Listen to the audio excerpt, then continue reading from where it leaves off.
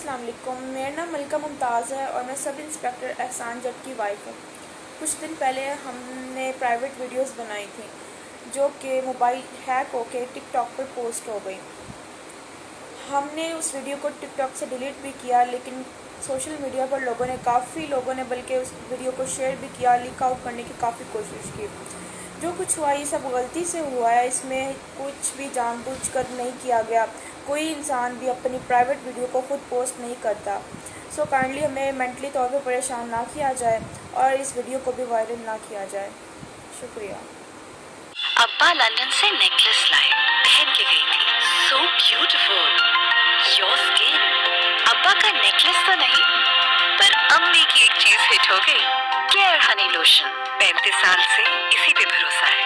Care Honey lotion with pure Honey, almond oil, triple sunscreen और hyaluronic acid की इजाफी खूबियों के साथ दे younger, healthier, glowing skin.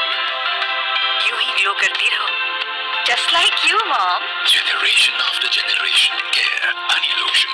Care से बेहतर क्या?